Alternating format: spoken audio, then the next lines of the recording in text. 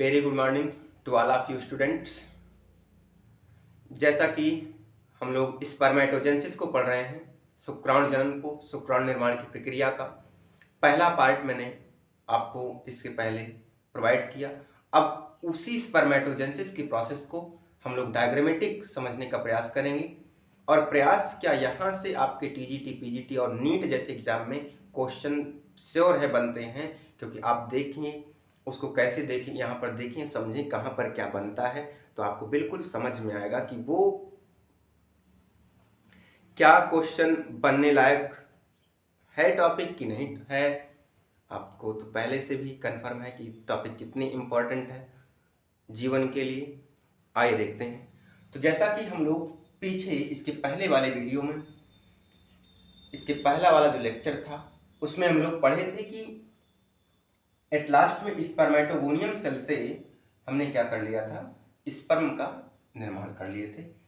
अब यहाँ पर आपको बात समझनी है थोड़ी सी। जैसे अब डायरेक्ट हम आपको लेके चलेंगे स्पर्मेटोजेनेसिस में, तो स्पर्मेटोजेनेसिस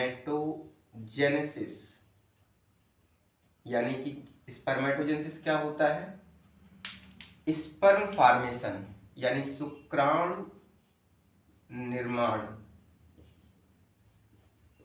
निर्माण की प्रक्रिया या क्रिया को क्या बोलते हैं, स्पर्मेटोजेनेसिस। ठीक है, जेनेसिस का मतलब ही है फॉर्मेशन। तो इसमें आप देखिए यहाँ पर चाहे मेल की बात करें या फीमेल की बात करें, यानी दोनों के लिए, मेल के लिए स्पर्म बनने के लिए और फीमेल में ओवम बनने के लिए, इन दोनों के लिए तीन ही अवस्था आपको लर्न रखनी है, मतलब तीन ही अवस्था में ये कंप्लीट होता है। आइए देखते हैं वो तीन अवस्था का नाम क्या है। तो पहली अवस्था है आपके पास मल्टीप्लिकेशन फेज है, और दूसरी अवस्था को बोलते हैं ग्रोथ फेज, और तीसरी अवस्था को बोलते हैं मैचुरेशन फेज। ठीक है, अब ये तीनों अवस्था, और एक नॉर्मली लिख सकते हैं मेटामॉर्फोसिस यानी कि कायांतरण। यानी काया मीन्स क्या होता है दोस्त, काया मीन्स क्या होता है, शरीर, और शरीर में अंतर हो जाए, कुछ परिवर्तन हो जाए, उसी को बोलते हैं कायांतरण। काया काया क्या, पहले अपना दिल, दिमाग और मन बदलें। सोच अच्छी होनी चाहिए, बाकी दुनिया तो नेचर से, भगवान क्या नेचर से भी परेशान है। इसलिए अपने आप को दुरुस्त रखिए, दुनिया क्या कहती है परवाह न करिए। तो ये तीन अवस्था याद रखनी है, और इसके पहले वाले टॉपिक में, पहले वाले लेक्चर में मैंने इसके बारे में समझाया। अब डायरेक्ट हम आपको सेल के पास लिए चलेंगे, और सेल में ये तीनों अवस्थाएं कहाँ कहाँ पर आती हैं उसके बारे में बात करेंगे। आइए, तो सबसे पहले कौन सी सेल, स्पर्मेटोगोनियम की सेल होगी भाई। सबसे पहले स्पर्मेटोगोनियम की सेल। तो आइए देखते हैं। ऐसे मुझे लगता है ऐसे उड़ाते हैं, ऐसे है।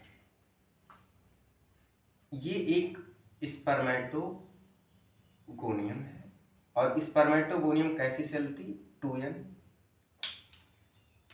ठीक है, या जर्मिनल इपिथेलियम भी कह सकते हैं इसको, जर्मिनल इपिथेलियम या स्पर्मेटोगोनियम।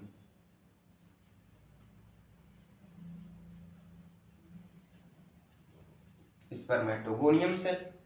ठीक है, अब यहां पर पहली अवस्था आती है,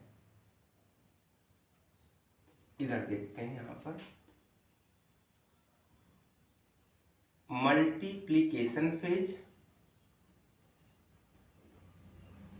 तो अब यहां पर एक क्वेश्चन बनेगा कि मल्टीप्लिकेशन फेज में कौन सा विभाजन होता है। तो माइटोसिस डिवीजन होता है, ध्यान रखिएगा, माइटोसिस।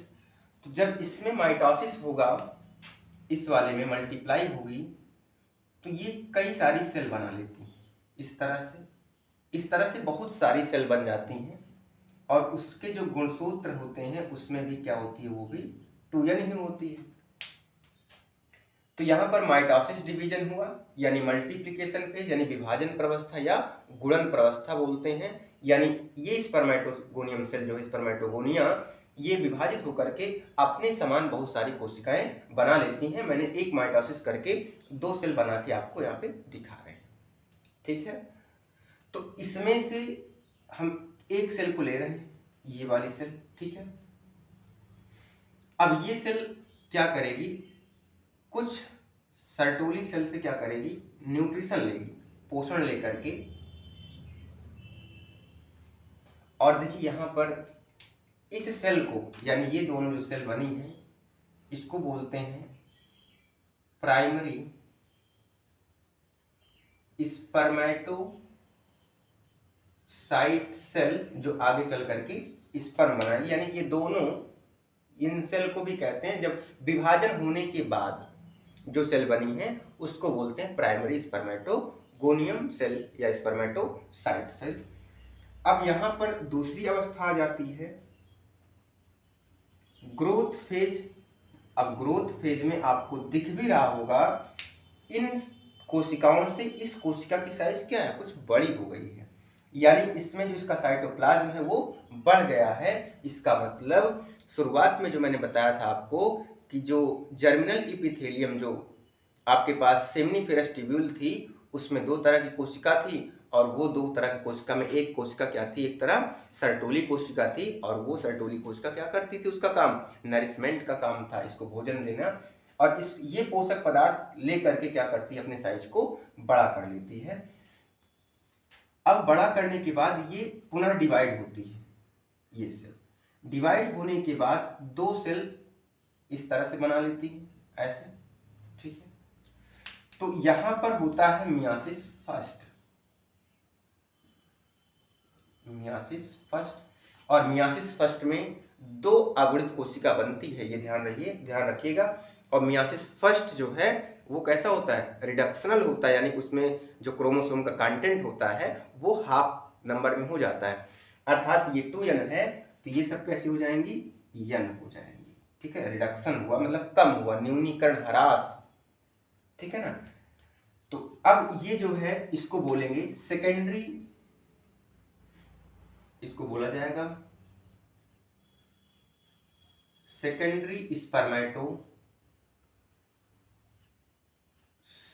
सेल, ठीक है ना। ये जो है सेकेंडरी स्पर्मेटोसाइट सेल हो गई, ठीक है। यहां पर अब ये जब बन गई, इसमें मियासिस यानी कंप्लीट मियासिस अभी नहीं हुआ है, तो कंप्लीट मियासिस में 4 हैप्लॉइड सेल बनती हैं, 4 अगुणित कोशिका, तो वो आइए देखते हैं। तो इसमें क्या होगा, मे भी इसके बाद हो सकता है कि स्टेप दिख जाए आपको, ठीक है। सॉरी, मौसम थोड़ा सा। तो इसके बाद तीसरी अवस्था आती है यहीं पर मैचुरेशन फेज, ठीक है ना। मैचुरेशन फेज आता है। अब ये मैचुरेशन फेज यानी परिपक्वन अवस्था, इसमें मैचुरेशन फर्स्ट और मैचुरेशन सेकंड भी होता है। तो उस मैचुरेशन फर्स्ट और सेकंड को जान लें कि मैचुरेशन फर्स्ट में क्या होता है कि मियासिस फर्स्ट का जो है वहां पर स्पर्मेटिड बनता है, और जब वो स्पर्मेटिड में मेटामॉर्फोसिस हो जाती है, कायांतरण होकर के वो स्पर्म बन जाता है, उस समय वहां पर मैचुरेशन सेकंड बोलते हैं उसको।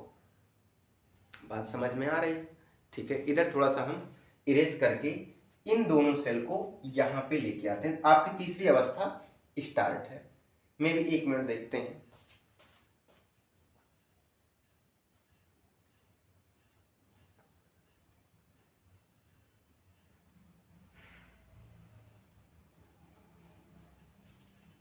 तो यहाँ पर देखते हैं क्या कैसे है, ठीक है ना।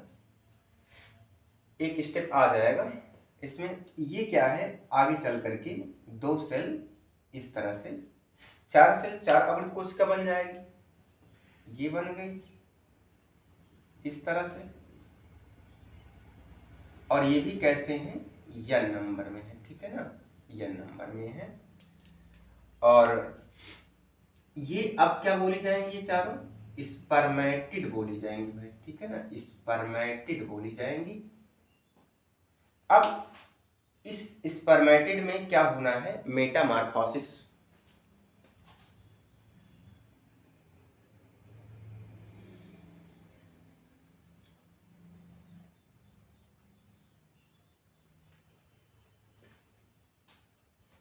इसमें मेटामॉर्फोसिस होना है। आइए इधर देखते हैं, मेटामॉर्फोसिस करा देते हैं, इसमें कायांतरण करा दें।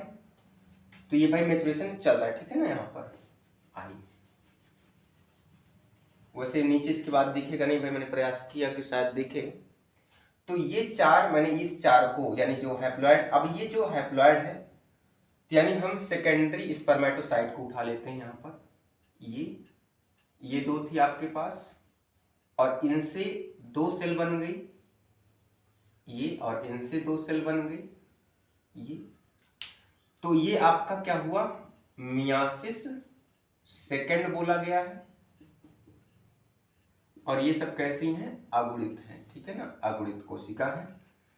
तो ये जो अगुणित कोशिका है, ठीक है, इसको आपने क्या कहा था, स्पर्मेटिड।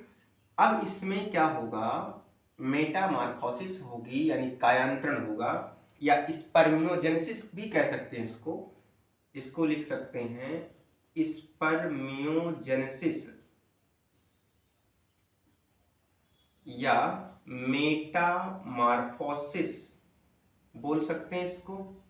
तो अब आगे चल करके ये जो गोलाकार रचना है स्पर्मेटिड, ये किस में बदल जाएगा भाई, शुक्राणु में बदल जाएगा, इस तरह से शुक्राणु में। तो ये जो है क्या बन गए आपके चारों, स्पर्म बन गए। तो ये क्या हो गए, शुक्राणु बन गए। आपको इसके बाद वाले अगले इस स्पर्म का स्ट्रक्चर, इस स्पर्म में क्या क्या है उसके बारे में बताया जाएगा। और आपको वीडियो अच्छी लगे तो चैनल को सब्सक्राइब करें और अपने दोस्तों में ज़रूर शेयर करें। आपका अपना YouTube channel APS classes Kurwar Sultanpur. जय हिंद।